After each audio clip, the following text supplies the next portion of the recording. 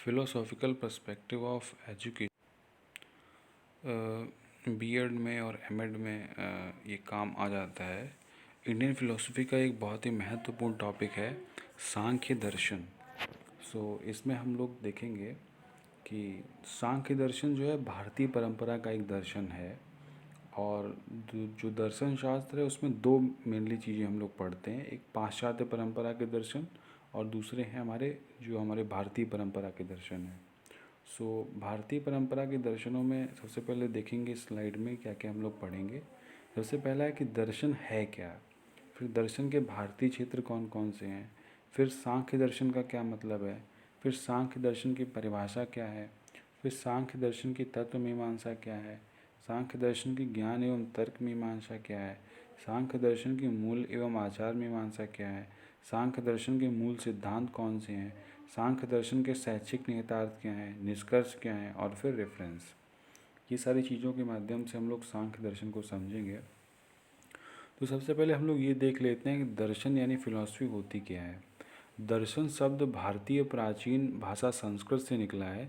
दर्शन शब्द संस्कृत की दृश्य धातु से बना है जिसका अर्थ है देखना।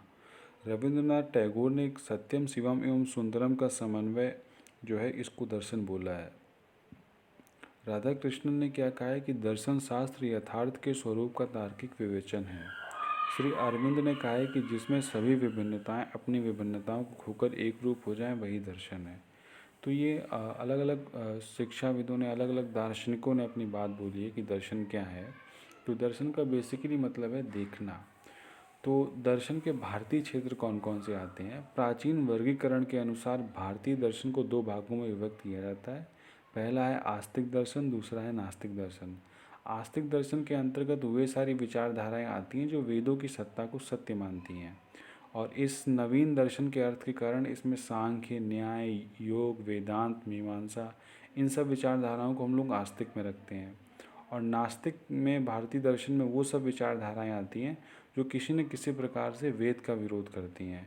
इसके अंतर्गत आता है चारवाक दर्शन, माध्यमिका, वैभाषिका दर्शन, जैन दर्शन, बौद्ध दर्शन आदि। अब हम आगे आते हैं कि सांख्य दर्शन का अर्थ क्या होता है। सांख्य दर्शन के अनुसार प्रकृति और पुरुष दो मूल तत्व होते हैं, कि दो हमारे मूल तत्व होते हैं, एक प्रकृति होती है, दूसरा पुरुष होता है। और प्रकृति की 23 विकृतियाँ होती हैं। कितनी विकृतियाँ होती हैं? 23 विकृतियाँ। और इस प्रकार कुल 25 तत्व होते हैं। कुछ विद्वानों के अनुसार तत्वों की संख्या बताने के कारण ही इस दर्शन को सांख्य दर्शन कहा है। तो कुछ विद्वानों ने ऐसी बात बोली कि तत्वों की चूँकि हम लोग संख्या बताते हैं इसीलिए इस दर्शन का नाम सांख्य दर्शन कहा गया है। सांख्य का अर्थ है विवेक ज्ञान, प्रकृति पुरुष के भेद का ज्ञान। सांख्य प्रकृति पुरुष के भेद को स्पष्ट करता है, इसलिए इसे सांख्य कहा जाता है। सांख्य को सांख्य दर्शन क्यों कहा जाता है? क्योंकि ये प्रकृति और पुरुष दोनों के बीच जो भेद होता है, जो अंतर होता है, उसको स्पष्ट करने का काम करता है। फिर आता है कि सांख्य दर्शन की परिभाषा क्या है। सांख्य दर्शन वेद मूलक 6 दर्शनों में सबसे अधिक प्राचीन है। सबसे अधिक प्राचीन दर्शन हमारे सांख्य दर्शन को ही माना जाता है। स्वतंत्र दर्शन के रूप में सबसे पहले महर्षि कपिल ने वेद साहित्य में निहित दार्शनिक सिद्धांतों का विवेचन कर सांख्य दर्शन का प्रतिपादन किया था। सबसे पहले महर्षि कपिल ने जो है इसकी बात की थी। महर्षि कपिल की 2 रचनाएं उपलब्ध हैं। पहली है तत्व समास, दूसरी है सांख्य सूत्र। तत्व समास सांख्य दर्शन की प्राचीनतम रचना है। ठीक है। महर्षि कपिल के बाद आसुरी, पश्चिसिक, ईश्वर कृष्ण, विंध्यवासी, विज्ञान भिक्षु ने सांख्य दर्शन की व्याख्या की और उसके सिद्धांतों को फैलाया। ठीक है। तो ये अलग अलग जो दार्शनिक हैं जिन्होंने सांख्य दर्शन की बात की, उनकी हम लोग ने बात कर ली। फिर इसके बाद हम लोग आते हैं कि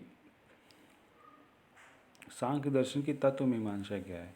सांख्य द्वैतवादी दर्शन है। इसके अनुसार 2 मूल तत्व हैं, एक प्रकृति और दूसरा पुरुष। सांख्य के अनुसार यह प्रकृति सत्य, रज, तम इन तीनों गुणों का समुच्चय है और यह पदार्थ जन संसार का उपादान कारण है। पुरुष परम चेतन तत्व का पर्याय है, परमात्मा का पर्याय है। इसका कोई स्वरूप नहीं होता, ये निर्गुण है। सृष्टि की रचना के लिए प्रकृति और पुरुष का सहयोग आवश्यक है। सांख्य के अनुसार प्रकृति एवं पुरुष दोनों की सत्ता स्वयं सिद्ध है।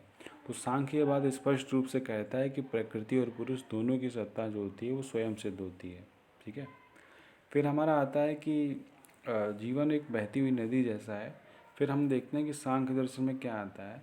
सांख्य दर्शन की ज्ञान एवं तर्क मीमांसा। अब आता है कि सांख्य दर्शन में क्या ज्ञान मीमांसा के बारे में, क्या तर्क मीमांसा के बारे में क्या बोला गया है। सांख्य दर्शन ने ज्ञान को दो भागों में बांटा है। पहला है पदार्थ ज्ञान या यथार्थ ज्ञान, दूसरा है प्रकृति पुरुष के भेद का ज्ञान अथवा विवेक ज्ञान। फिर आता है सांख्य की पदार्थ ज्ञान प्राप्त करने की प्रक्रिया को हम निम्नलिखित रेखा चित्र। तो पदार्थ ज्ञान प्राप्त करने की जो प्रक्रिया है सांख्य दर्शन में, पहला आता है इसमें पदार्थ, फिर आती है हमारी इंद्रियां, फिर आता है मन, फिर आता है अहंकार, फिर आता है बुद्धि, फिर आता है पुरुष। सांख्य ज्ञान प्राप्त करने के केवल तीन प्रमाण मानता है, प्रत्यक्ष, अनुमान और शब्द। जो ज्ञान प्राप्त करने के हमारे तीन प्रमाण या तीन साधन होते हैं उनमें से तीनों ही हैं।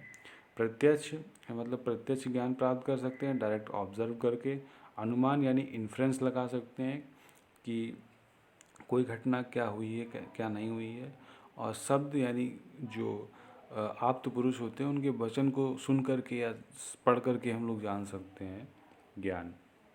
फिर आता है सांख्य दर्शन की मूल एवं आचार मीमांसा क्या है। सांख्य दर्शन का आरंभ दुख त्रय, आध्यात्मिक यानी आत्मा मन शरीर संबंधी, आदि भौतिक यानी बाह्य जगत संबंधी और आदि दैविक यानी ग्रह एवं दैवी प्रकोप संबंधी की सार्वभौमिकता की स्वीकृति से होता है। सांख्य के अनुसार इस दुख से छुटकारे का नाम ही मुक्ति अथवा मोक्ष है। सांख्य के अनुसार दुख त्रय का मुख्य कारण अज्ञान है। सांख्य के अनुसार जब पुरुष बुद्धि के कार्य को अपना कार्य बना लेता है अर्थात प्रकृति के सत रज और तम गुणों की अनुभूति करने लगता है तो उसे अज्ञान कहते हैं। सांख्य के अनुसार पदार्थों के वास्तविक स्वरूप को जानना और बुद्धि अहंकार मन और इंद्रियों के कार्यों को अपना कार्य न समझना ही ज्ञान है। इस ज्ञान की स्थिति में ही मनुष्य सुख दुख के अनुभव से अलग हो सकता है। इसकी प्राप्ति के लिए सांख्य योग साधन मार्ग को आवश्यक मानता है। फिर आता है कि सांख्य दर्शन के मूल सिद्धांत क्या क्या होते हैं। तो यह सृष्टि प्रकृति और पुरुष के योग से निर्मित है। प्रकृति और पुरुष दोनों मूल तत्व होते हैं। पुरुष की स्वतंत्र सत्ता है और वह अनेक है। मनुष्य प्रकृति एवं पुरुष का योग है। मनुष्य का विकास उसके जड़ एवं चेतन दोनों तत्वों पर निर्भर करता है। मनुष्य जीवन का अंतिम उद्देश्य मुक्ति है। मुक्ति के लिए विवेक ज्ञान आवश्यक है। विवेक ज्ञान के लिए योग साधन मार्ग आवश्यक है और योग मार्ग के अनुयायी के लिए नैतिक आचरण आवश्यक है। तो ये हमारी क्या है, सांख्य दर्शन के कुछ मूल सिद्धांत हैं। फिर आते हैं कि सांख्य दर्शन के शैक्षिक निहितार्थ क्या क्या आते हैं। तो सांख्य दर्शन की दृष्टि से वास्तविक शिक्षा वह है जो मनुष्य को प्रकृति और पुरुष के भेद का स्पष्ट ज्ञान कराती है और उसे मोक्ष प्रदान करती है। दर्शन के हिसाब से शिक्षा का उद्देश्य मनुष्य को दुख त्रय से छुटकारा दिलाने वाले मार्ग में प्रशिक्षित करना होना चाहिए। सांख्य दर्शन ने ज्ञान प्राप्त करने के बाद उपकरणों के साथ साथ अंतर उपकरणों के कार्यों की बड़ी तार्किक विवेचना की है। उसने ज्ञान प्राप्त करने के केवल तीन प्रमाण माने हैं और इन्हीं के आधार पर शिक्षण विधियाँ विकसित की हैं। सांख्य मनुष्य के विकास क्रम से परिचित है और उसके अनुसार भिन्न भिन्न आयु वर्ग के बच्चों के लिए अलग अलग पाठचर्या होनी चाहिए। फिर आता है कि सांख्य दर्शन की शिक्षण विधियाँ कौन कौन सी हैं। तो पहला है प्रत्यक्ष विधि, दूसरा है अनुमान विधि, तीसरा है शब्द विधि, चौथा है उपदेश विधि, पांचवा है तर्क विधि। आगे आता है कि निष्कर्ष क्या है। सांख्य दर्शन भारतीय दर्शन को ठोस आधार प्रदान करता है। यह सबसे प्राचीन दर्शनों में से एक है। सांख्य सबके भौतिक और एवं आध्यात्मिक विकास के पथ को सुस्पष्ट करता है। सांख्य प्रकृति और पुरुष दोनों के स्वतंत्र अस्तित्व को स्वीकार करता है। सांख्य दर्शन के अनुसार शिक्षा द्वारा मनुष्य की इंद्रियों मन अहंकार और बुद्धि का विकास करना चाहिए। फिर हम देखते हैं कि रेफरेंसेस हमारे क्या क्या हैं। तो an introduction to Indian philosophy, शिक्षा के दार्शनिक परिप्रेक्ष्य, सांख्य दर्शन, डॉक्टर एच.एस. सिन्हा जी का वीडियो जो कि बहुत ही फेमस है यूट्यूब पे, आप देख सकते हैं सांख्य दर्शन के अलग अलग टॉपिक्स को। सो ये कुछ क्वेश्चंस हैं हमारे कि जो कि हमारे बीएड और एमएड के थ्योरी एग्ज़ाम में आ जाते हैं, ये आप देख सकते हैं। एंड थैंक यू और खुश रहें, मुस्कुराते रहें।